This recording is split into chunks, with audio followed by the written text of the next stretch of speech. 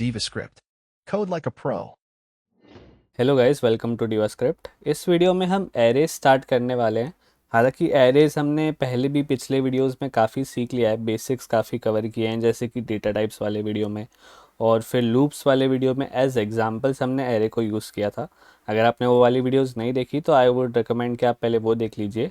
अगर नहीं भी देखा तो कोई बात नहीं, इस वीडियो में बिल्कुल बेसिक से मैं फिर से एरेज आपको एक्सप्लेन करूंगा। और JavaScript A to Z tutorial series की सारी वीडियोज़ आपको प्लेलिस्ट में मिल जाएगी, जिसका लिंक मैंने डिस्क्रिप्शन में भी ऐड कर दिया है। तो चलिए स्टार्ट करते हैं। तो एरेज का मतलब क्या है? Collection of items. मतलब एक डेटा टाइप ऐसा है जिसमें आप मल्टीपल डेटा टाइप्स के अलग अलग आइटम स्टोर करके रख सकते हैं। अब एरे को इनिशियलाइज कैसे करना है? आप ऐसे लिख सकते हैं, कॉन्स्ट ARR, कोई भी वेरिएबल नेम दे दो, और ये हो गया आपका एक एम्प्टी एरे। तो एरेस को आप कैसे रिप्रेजेंट करते हो? स्क्वायर ब्रैकेट्स के साथ। अगर स्क्वायर ब्रैकेट्स के अंदर आप कुछ भी नहीं लिखोगे तो वो हो गया एक एम्प्टी एरे। अगर उसमें मुझे कुछ आइटम्स ऐड करनी है तो मैं ऐसे लिख सकता हूँ 1, फिर सेपरेट करने के लिए कॉमा लिख सकता हूँ, फिर लिख सकता हूँ 2। अब ज़रूरी नहीं है कि सिर्फ नंबर्स ही ऐड कर सकते हो, इसमें कोई भी डेटा टाइप की वैल्यू आप ऐड कर सकते हो। जैसे कि स्ट्रिंग हो गया तो दिस इज़ अ स्ट्रिंग।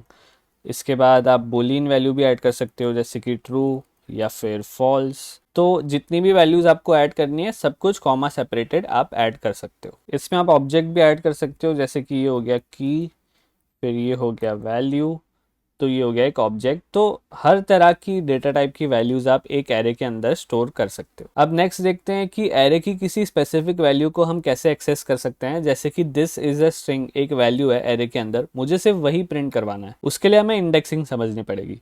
तो एरे की जो इंडेक्सेस होती है, जैसे कि फर्स्ट नंबर पे 1 है, सेकेंड नंबर पे 2 है, थर्ड नंबर पे दिस इज अ स्ट्रिंग है। ठीक है, तो ये जो एरे की वैल्यूज की पोजीशन होती है उसे हम इंडेक्स कहते हैं। तो इंडेक्सेस जो होती है एरे की वो 0 से स्टार्ट होती है। जैसे कि 0th इंडेक्स पे 1 है, फर्स्ट इंडेक्स पे 2 है, सेकेंड इंडेक्स पे दिस इज अ स्ट्रिंग है। तो 0th इंडेक्स पे जो भी वैल्यू है उसे एक्सेस करना हो तो हम क्या लिख सकते हैं? ARR स्क्वायर ब्रैकेट उसके अंदर 0। अब इसको प्रिंट भी करवा के देख सकते हैं। तो यहाँ पे मैं इसको लिख देता हूँ कंसोल डॉट लॉग, यहाँ पे ब्रैकेट क्लोज कर देते हैं और फाइल को सेव करके रन करके चेक करते हैं। तो नोड स्क्रिप्ट डॉट JS, तो यहाँ पे आ गया 1। अब यहाँ पे अगर मुझे this is a string print करवाना है तो मैं क्या करूँगा? ये कौन से इंडेक्स पे है पहले चेक करते हैं, 0 1 2। तो यहाँ पे अगर मैं 2 लिखूँगा, फाइल को सेव करते हैं और फिर से फाइल को रन करते हैं, तो यहाँ पे प्रिंट हो जाएगा दिस इज अ स्ट्रिंग। अब लास्ट वैल्यू को कैसे प्रिंट करवाना है? हम लेंथ पूरी गिन लेते हैं इसकी, 0 1 2 3 4 5।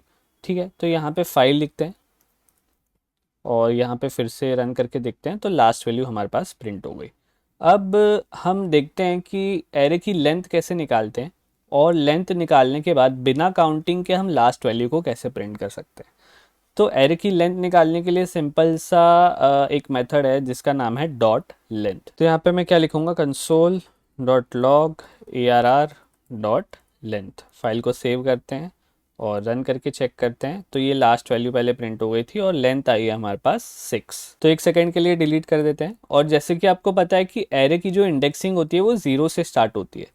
तो जो लेंथ होगी हमारी, अगर ARR ऑफ 6 करेंगे हम तो कोई वैल्यू नहीं आएगी, क्योंकि ये जो लास्ट वैल्यू है अरे की उसका इंडेक्स क्या है? 5। अगर आप 0 to 5 काउंटिंग करोगे तो आपको 6 आइटम्स मिलेगी, जैसे कि 0 1 2 3 4 5, और ARR डॉट लेंथ की वैल्यू 6 है। तो अगर इसको एक वेरिएबल में डाल देते हैं, ARR length equals to ARR dot length, तो इसको भी डिलीट कर देते हैं। ठीक है, अब अगर हम कंसोल डॉट लॉग करें ARR ऑफ ARR लेंथ, इसका मतलब क्या है? ARR ऑफ 6, लेकिन 6 पे तो कुछ है नहीं, लास्ट हमारा इंडेक्स था 5, तो 6 पे क्या आना चाहिए? अनडिफाइंड। इसको फिर भी फाइल सेव करके चेक करते हैं और रन करके देखते हैं, तो यहाँ पे क्या है? अनडिफाइंड, क्योंकि उस इंडेक्स पे एरे की कोई वैल्यू ही नहीं है। लास्ट इंडेक्स जो है एरे का वो है 5। तो हमें किसी भी एरे की लास्ट वैल्यू को प्रिंट करना है तो हमें क्या करना पड़ेगा? ARR of ARR length minus 1। तो यहाँ पे हमें कोई काउंटिंग करने की जरूरत नहीं है, बस हमने लेंथ निकाल दिया। कैसे? ARR डॉट लेंथ की मदद से। उसके बाद बस हमने -1 कर दिया। तो -1 करने से हमें क्या मिला? एरे की लास्ट इंडेक्स की वैल्यू मिली। तो फाइल को सेव करके रन करके चेक करते हैं, तो हमारे पास सेम वैल्यू आएगी। अब हम लूप्स की वीडियो से थोड़ा सा रिवाइज करते हैं कि एरे की सारी वैल्यूज को हम प्रिंट कैसे करें। तो सिंपल सा तरीका है फॉर लूप यूज करना। तो मैं लिखता हूँ for let I equals to 0, I less than ARR length I plus plus. यहाँ पे मैं क्या कर दूंगा, console dot log ARR of I. File को सेव करके रन करके चेक करते हैं तो यहाँ पे एरे की सारी वैल्यूज 1 बाय 1 प्रिंट हो गई है। हमने फॉर ऑफ लूप भी देखा था जिसमें हमें आइटरेटर वेरिएबल को यूज करने की जरूरत नहीं पड़ रही थी। तो उसको कैसे लिखते थे हम, फॉर आइटम ऑफ ARR। ये आइटम जो है वो एक वेरिएबल नेम है, वहां पे आप कुछ भी लिख सकते हैं और यहाँ पे आपको बस लिखना है आइटम। ठीक है, तो ये क्या करेगा, एरे की सारी आइटम्स पे आइटरेट करेगा और कंसोल डॉट लॉग कर देगा आइटम को। फाइल को सेव करते हैं और रन करके चेक करते हैं तो हमारे पास सेम ही आउटपुट आया। एक और एरे मेथड हमने पहले ही सीख लिया था जिसका नाम था फॉर ईच। तो एरे मेथड उसको क्यों बोलते हैं, क्योंकि हम उसे लूप की तरह नहीं दिखते, उसे हम एक एरे मेथड की तरह देखते हैं। क्यों, क्योंकि उसमें हम एरे के ऊपर एक ऑपरेशन करते हैं। तो उसको हम कैसे लिखेंगे, ARR डॉट फॉर ईच। तो ये एक मेथड हो गया। इसके अंदर हम एक आर्ग्यूमेंट लेते हैं जो कि हो गया आइटम। यहाँ पे आप कुछ भी लिख सकते हैं, ये बस एक वेरिएबल नेम है। और उसके बाद कर्ली ब्रैकेट डाल के ये मेथड की या फंक्शन की बॉडी होगी, उसके अंदर हम लिख सकते हैं कंसोल डॉट लॉग आइटम। तो फाइल को सेव किया और रन करके चेक करते हैं तो सेम ही आउटपुट आएगा। इसमें हम एक सिंपल सा एग्जांपल देख लेते हैं। जैसे कि आपको अगर एरे के सारे वैल्यूज़ का सम निकालना है तो सबको हम नंबर में कन्वर्ट कर देते हैं। यहाँ पे लिख दिया 3, 4, कोई भी नंबर लिख दिया मैंने और ये एक एरे बन गई जिसमें सिर्फ नंबर्स है हमारे पास। यहाँ पे मैं एक वेरिएबल बना लेता हूँ लेट सम इक्वल्स टू 0 और यहाँ पे मैं क्या करूँगा, जैसे ही हर एक आइटम को वो आइटरेट करेगा तो सम की वैल्यू मैं आइटम से बढ़ा दूंगा।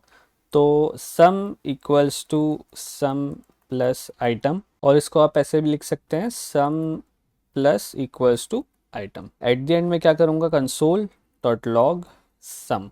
फाइल को सेव करते हैं और रन करके चेक करते हैं तो सम हमारे पास आ गया 141। ऐसे ही आप नॉर्मल फॉर लूप और फॉर ऑफ लूप के साथ भी ट्राई करके देख सकते हैं। एक और लास्ट एग्जांपल देख लेते हैं वीडियो एंड करने से पहले। हमें ऑड वैल्यू स्किप करनी है और सिर्फ इवन वैल्यूज को प्रिंट करना है। तो हम क्या कर सकते हैं, for let item of ARR। यहाँ पे हम क्या करेंगे, इफ आइटम %2 इक्वल टू 0।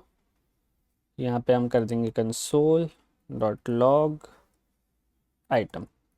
अगर आइटम %2 इक्वल टू 0 सेटिस्फाई नहीं करता तो हम कुछ भी नहीं करेंगे। This is same as writing else nothing, तो वो लिखने की भी ज़रूरत नहीं है। तो फाइल सेव करके रन करके चेक करते हैं तो यहाँ पे देख सकते हैं आप सिर्फ इवन वैल्यूज प्रिंट हुई है। अगर आपको और थोड़े बेसिक एग्जांपल्स देखने हैं तो आप फॉर लूप वाली वीडियो भी चेकआउट कर सकते हैं। उसमें मैंने एरेस को एज एग्जांपल्स लेके फॉर लूप को अच्छे से समझाया। उसमें आपको ब्रेक और कंटिन्यू वाले सिनेरियोज भी देखने मिल जाएंगे। तो बस आज के लिए इतना ही। आई होप आपको एरेस के बेसिक्स अच्छे से समझ में आ गए हैं। अगर आपको वीडियो अच्छा लगा तो लाइक कर दीजिए, कोई डाउट हो तो आप कमेंट कर सकते हैं और आपके और भी दोस्त जो जावास्क्रिप्ट सीखना चाहते हैं उनके साथ ये वीडियो शेयर भी कर दीजिए। मिलते हैं नेक्स्ट वीडियो में, तब तक के लिए कीप कोडिंग कीप लर्निंग।